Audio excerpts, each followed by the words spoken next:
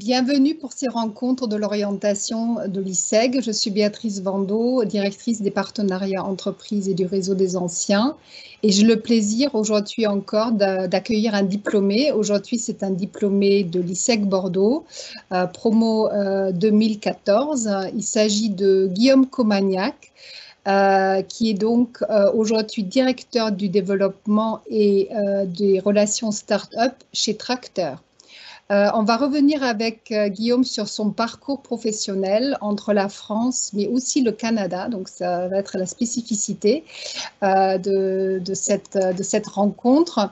Guillaume va nous parler évidemment de son parcours professionnel et aussi de son travail au sein de l'écosystème aujourd'hui, notamment de la French Tech. Et ma première question pour Guillaume, ça sera justement celle de l'orientation. Ce qui vous intéresse aujourd'hui, c'est justement l'orientation et voilà, que faire après le bac. Comment est-ce que toi, Guillaume, tu as choisi de faire des études de marketing, de communication et de digital? Eh bien, merci de l'invitation. Bonjour à tous.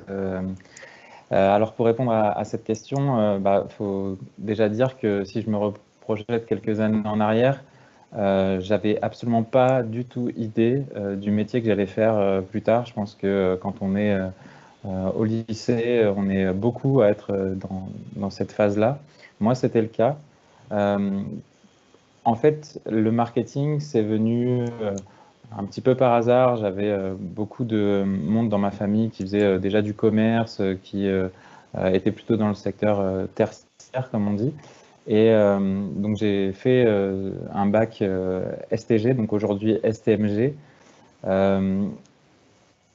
spécialisé en marketing. Et voilà, c'était pas une envie folle, en tout cas au départ, quand j'avais fait ce choix-là de faire du marketing. Et en fait, c'est en faisant les cours petit à petit que ça a éveillé une lumière pour moi.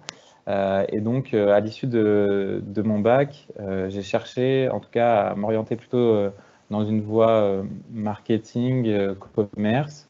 Et c'est pour ça que j'ai choisi ensuite de faire un DUT Tech Deco, parce que là encore, je pense que j'étais plutôt un élève, on va dire, moyen, ni excellent, ni trop mauvais. Et je ne me voyais pas faire de très longues études, peut-être un syndrome un peu de l'imposteur à ce moment-là. Et donc, c'est pour ça que j'ai voulu le faire en 2 temps. D'abord, un DUT en 2 ans. Et au final, en faisant le DUT, mon professeur en effet de marketing et mon professeur de communication ont encore plus alimenté cette flamme qui s'était allumée. Je remercie beaucoup d'ailleurs ce professeur-là. Et donc, durant mon parcours en DUT, je me suis dit, c'est sûr, j'ai envie de poursuivre dans cette voie-là.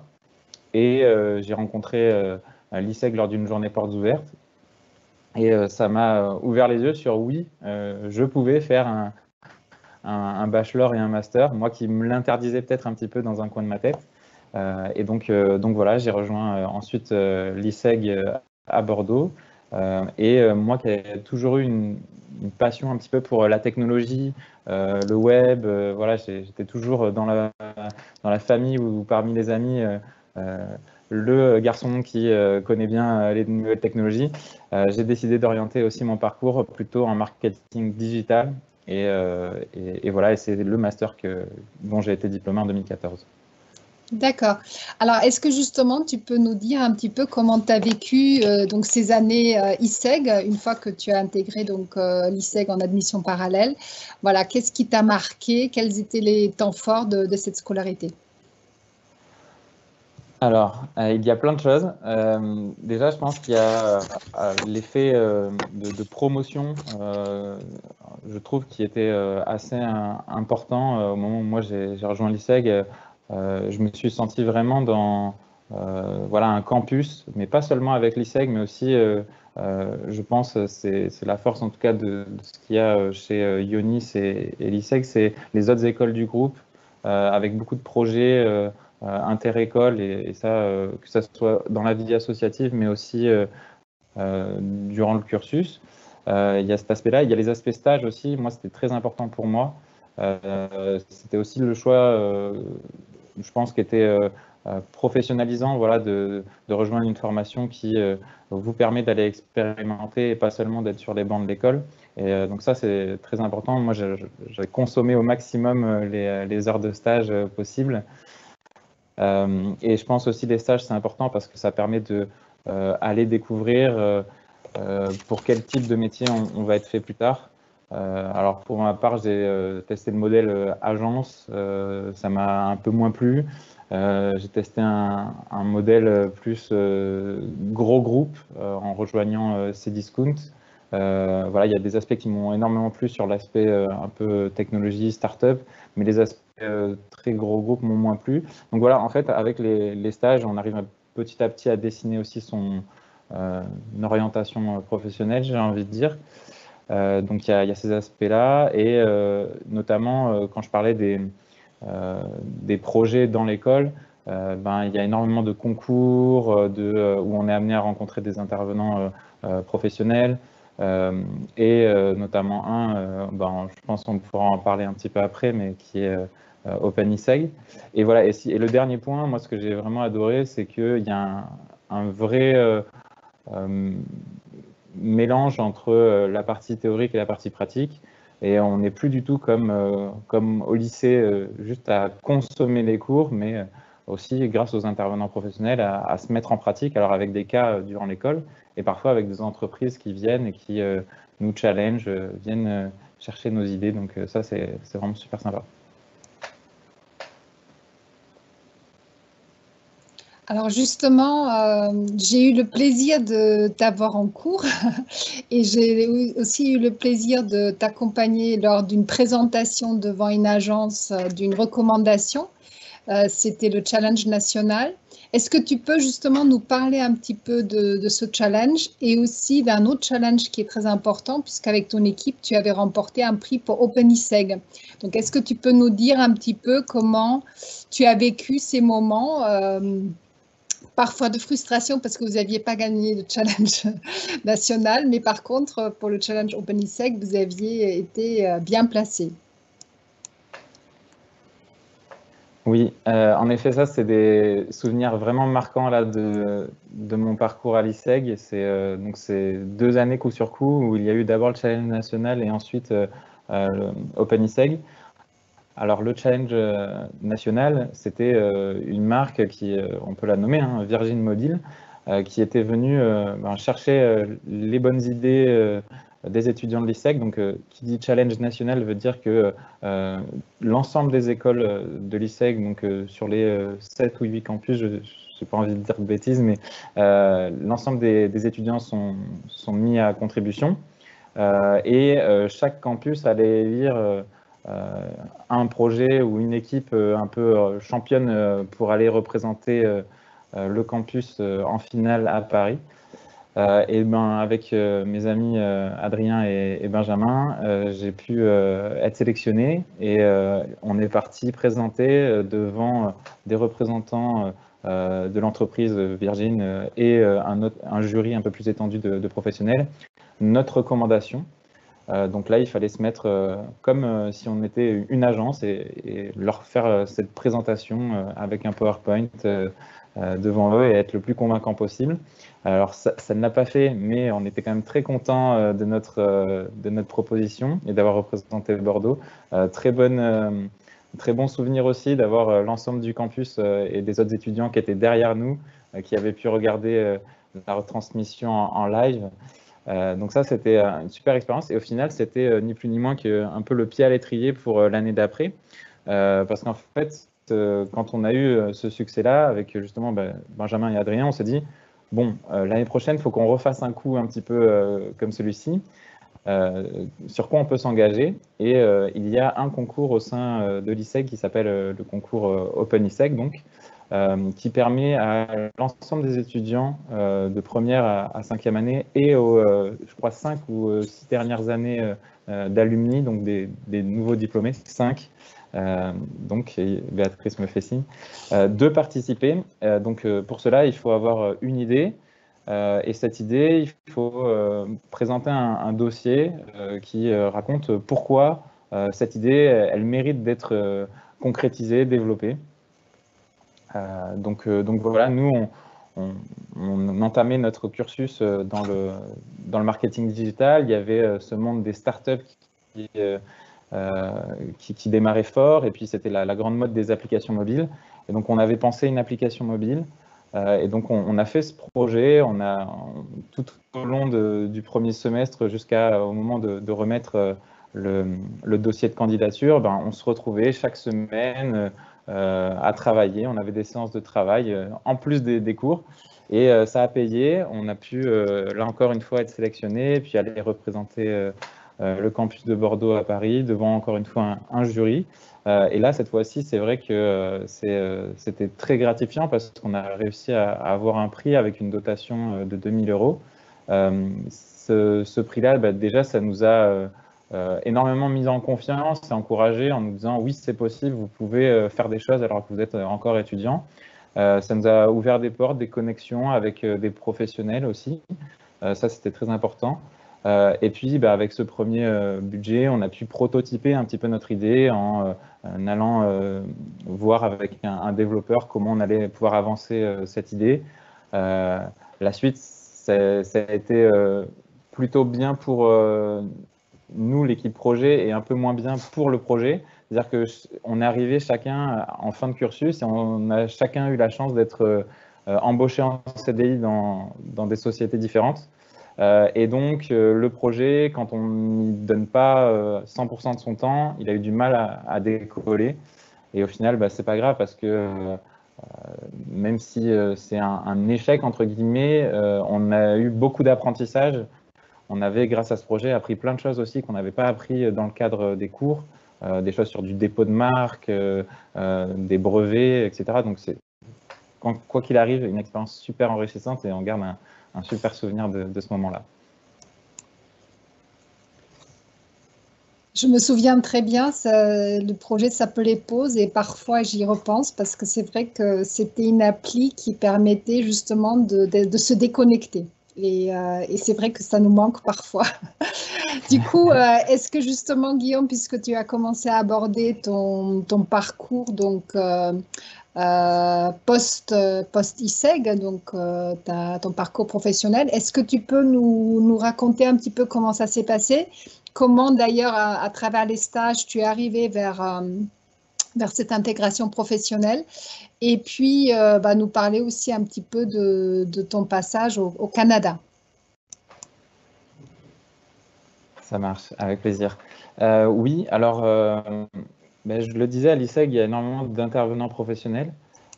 Et donc, la rencontre que j'ai faite, qui a été assez décisive pour moi, en tout cas, c'est la rencontre avec Alex Simonville, qui intervenait lors d'un séminaire, un séminaire thématique que l'on pouvait choisir d'ailleurs en tant qu'étudiant. Il y a une période du cursus qui est un peu à la carte où on peut choisir plus ou moins enfin, d'heures sur certaines thématiques. Et donc, je rencontre cette personne-là qui, durant une discussion, un matin, j'arrive un petit peu plus tôt que les autres étudiants. Il me montre une offre de stage en me disant qu'est-ce que tu en penses en tant qu'étudiant? Et moi, je vois l'offre de stage et je lui dis bah, j'ai envie de candidater. Il me dit bah, c'est pour mon entreprise. Donc j'étais le premier informé, donc le premier à candidater. Et donc j'ai fait mon premier stage de troisième année au sein de cette agence. Donc j'ai continué mon cursus. Et en dernière année, là, j'avais continué à garder le lien avec cette entreprise et ses dirigeants. Et je leur ai dit que j'avais très envie de rejoindre, enfin de faire mon stage de fin d'études dans cette entreprise-là. Il se trouve qu'ils avaient aussi des besoins encore à ce moment-là. Et donc j'ai fait mon stage de fin d'études chez eux et j'ai eu le bonheur d'être embauché par la suite. Donc c'était une société de conseil en innovation. Qui dit innovation dit qu'il travaillait aussi beaucoup avec un public de start-up. Et là encore, moi, c'était quelque chose qui me passionnait. Donc voilà, j'ai commencé à tout doucement tisser un réseau dans ce milieu-là. Je pense que ça, c'est un des enseignements qui peut être très important, c'est que dès son plus jeune âge, dès le début de sa formation, il faut essayer d'avoir cet aspect-là en tête de créer du lien en fait avec les personnes. C'est pas parce qu'elles sont intervenants ou dirigeants qu'elles sont inaccessibles. Au contraire, vous pouvez leur poser des questions. Il y a des outils comme LinkedIn qui sont vraiment très intéressants pour ça. Et donc voilà, mon stage embauche par la suite. J'ai fait plusieurs mois avec eux et puis une fois en fin de mission, pour ma part, j'avais une forte envie de partir à l'étranger. Donc j'étais en demande de visa pour le Canada et dès que je l'ai obtenu, ben, ma valise était déjà presque prête, j'ai envie de dire. Je suis parti là-bas et une fois là-bas, j'ai alors utilisé un visa qui s'appelle le PVT ou le Working Holiday Visa. Donc ça veut dire permis vacances-travail. C'est-à-dire que vous pouvez aussi bien profiter que pour faire des vacances ou que du travail ou les deux. Moi, j'ai fait quand même plus travail, on va dire, avec quand même une découverte des grands espaces au Canada. Et c'est un pays voilà, que j'adore et qui me fascine encore. Et donc, arrivé là-bas au Canada, je reviens sur cet aspect réseau.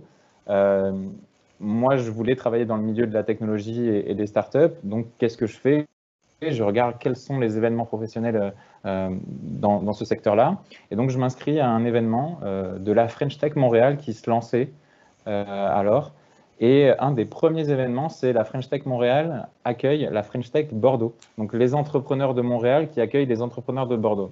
Et là, pure chance, sur la délégation de start-up qui vient de Bordeaux, sur les 5 ou 6 entrepreneurs, j'en connais la moitié. Et donc, tous sont à la fois très étonnés de me retrouver là et très enthousiastes. Et ils m'ont présenté aux entrepreneurs montréalais. Et voilà, mon réseau s'est développé aussi comme ça. Il y a eu aussi le réseau des anciens de l'ISEG. C'est une des grandes forces du groupe, Ionis et ISEG. C'est qui est un des réseaux d'anciens les plus importants de France, si ce n'est le plus important, je crois. Et donc voilà, il y a des anciens un peu partout dans le monde et à Montréal, on s'est retrouvés lors de soirées. Alors pas du tout pour parler professionnel, justement pour voilà, créer du lien entre nous. Certains ont été, je sais, font du sport ensemble. Nous, on est allés boire des verres ensemble, passer du bon temps ensemble. Quand on est un peu plus loin de sa famille et de ses amis, ça fait du bien. Donc voilà, je reviens sur la partie plus professionnelle, mais j'ai commencé à travailler pour la French Tech Montréal là-bas pendant un bon temps, quasiment une année. Et ensuite, j'ai rejoint Tracteur, donc l'entreprise pour laquelle je travaille encore aujourd'hui, qui est un partenaire technologique pour les startups, c'est-à-dire qu'on est principalement une équipe de développeurs d'applications web, d'applications mobiles, et qui travaille avec des entrepreneurs sur des projets innovants. Donc le siège est basé à Montréal, au Canada, au Québec. Et depuis 2018, je suis revenu en France pour développer la filiale française de Tracteur. On avait de plus en plus de clients en France. Ça allait aussi avec un désir pour moi de revenir en France après 2 années pleines passées au Canada. Et donc voilà, ça m'a amené jusqu'à aujourd'hui. Très bien, c'est passionnant. Est-ce que justement tu peux nous dire aujourd'hui quelles sont tes fonctions? Voilà, à quoi ressemble ton quotidien? Comment tu travailles justement avec cet écosystème des startups au quotidien? Oui, alors en effet, moi mon rôle il est assez transverse dans l'entreprise. Donc comme je le disais, il y a beaucoup de développeurs chez nous. Nous, on est une équipe de 12, mais il y a 8 développeurs. Donc c'est le gros de l'équipe. Moi, j'ai pas une fonction technique, hein, j'ai une fonction, donc le titre, c'est responsable du développement et relations startup. Développement de l'entreprise, c'est à tous les niveaux, aussi bien sur sa partie notoriété, image, mais aussi commerciale. En fait, c'est les fondements du marketing, c'est faire aimer, faire agir, faire acheter. Donc c'est même, je dirais, faire connaître, faire aimer, faire acheter. Donc c'est un petit peu ça. Le rôle, c'est aussi simple que ça. Donc faire connaître Tracteur, faire connaître notre offre de service, notre expertise, faire en sorte que cette relation de confiance existe et puis avoir des mandats, des contrats. comment je travaille au quotidien, énormément en lien avec les partenaires de l'écosystème startup. C'est-à-dire que dans ce milieu-là, c'est pas un monde commercial, j'ai envie de dire, très normé où on est avec son attaché-caisse et on fait du phoning. Enfin, des appels téléphoniques, c'est pas ça. C'est plus de travailler avec un réseau de partenaires. Donc nous, on travaille énormément avec des incubateurs, des pépinières, des accélérateurs de startups qui sont des structures d'accompagnement pour les entrepreneurs en démarrage, mais aussi avec des investisseurs. En fait, c'est l'ensemble de ces partenaires-là qui souvent réfèrent aussi nos services. Donc ça, c'est un premier volet de mon activité. Il y a toute la partie en effet communication, donc qui est un peu plus au long cours à l'année, donc envoyer une infolettre, une newsletter de temps en temps, communiquer sur nos réseaux sociaux, l'ensemble des fonctions un petit peu de communication traditionnelles, j'ai envie de dire. Et ensuite, la partie relations startup, c'est donc après avoir contractualisé, en tout cas décidé qu'on allait travailler ensemble avec une startup. J'interviens dans le tout début de la relation. En général, un entrepreneur, quand il arrive, il a une idée, il veut faire une application, je ne sais pas moi, un Airbnb pour le tourisme durable, quelque chose comme ça. Enfin voilà, il a une idée particulière. Cette idée, il faut la transformer dans un langage de développeur. Donc, ça va être de travailler avec lui sur toute l'architecture de son projet, sur la liste des fonctionnalités qu'il va y avoir à développer. Donc, en fait, c'est ce travail un petit peu en amont de cadrage de projet, qui est ni plus ni moins que la continuité un petit peu d'un travail de commercial qui est de la prise de besoin, de la découverte de besoin. Et bien là, on va un peu plus loin dans cette phase-là pour arriver à transformer ces besoins-là en ce que l'on appelle des besoins fonctionnels pour des développeurs. Et ensuite, les développeurs, eux, vont se charger de faire les lignes de code pour faire en sorte que le projet naisse. Donc voilà, c'est ça qui me prend le plus de temps au quotidien. Puis après, il y a les parties très administratives de gestion d'entreprise, de suivi de facturation et autres, donc voilà, qui sont moins reluisantes, mais qui font partie du job. En tout cas, moi, je suis très heureux dans ce travail au quotidien parce que je pense, en tout cas, ça me correspond dans le sens où moi, j'aime vraiment pas la routine. J'ai beaucoup de mal avec des journées qui se répètent, qui se ressemblent. Et là, le fait de travailler avec des porteurs de projets qui ont tous des idées les plus innovantes et folles parfois, c'est hyper stimulant. Ça permet de rencontrer énormément de monde. Donc voilà, je suis très heureux avec ça. Si c'est aussi quelque chose que je peux peut-être vous transmettre, c'est aux lycéens, aux étudiants qui nous écoutent, c'est d'essayer de trouver un métier ou en tout cas une orientation professionnelle dans laquelle vous êtes passionné, parce que vous aurez l'impression d'un petit peu moins travailler. C'est un proverbe qui dit ça justement, c'est fais de ton métier une passion et tu n'auras à ne plus jamais travailler de ta vie. Alors des métiers parfaits, il n'en existe pas, hein. Il y a toujours des petits aspects où c'est un peu moins fun, mais en tout cas je pense que c'est quelque chose d'important de suivre voilà, une passion, suivre quelque chose qui vous donne envie de vous lever le matin. Alors voilà, c'est pas facile quand on est étudiant. Moi, en effet, si on revient quelques années en arrière, j'avais aucune idée du métier que je ferais aujourd'hui. Pour vous rassurer, je sais absolument pas à quoi il ressemblera dans 5 ans non plus. Mais en tout cas, voilà, au quotidien, j'ai vraiment pas l'impression de m'ennuyer parce que ça fait quelque chose, ça résonne en moi. Je ne saurais pas comment vous dire mieux, mais voilà. J'espère avoir répondu à la question. Merci beaucoup Guillaume. Alors justement, je voulais te poser comme question de la fin, comment tu te projetais dans l'avenir, mais tu as déjà répondu.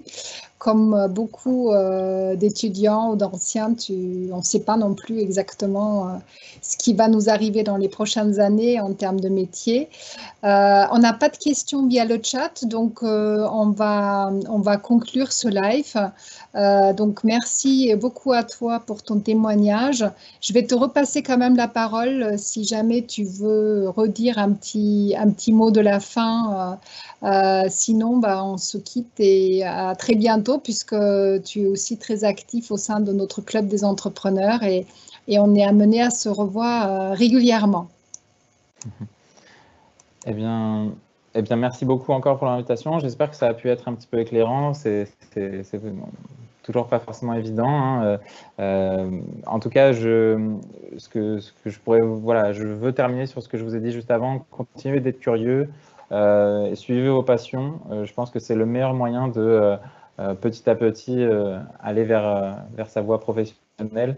Donc voilà, on est nombreux aujourd'hui à être heureux dans nos jobs, mais on sait aussi qu'il y a quelques années, on ne savait pas forcément ce qu'on faisait. Il ne faut pas se mettre trop la pression avec ça, ça se fait petit à petit. Et puis, les écoles sont aussi des bons accompagnateurs dans cette voie professionnelle, donc n'hésitez pas à les solliciter.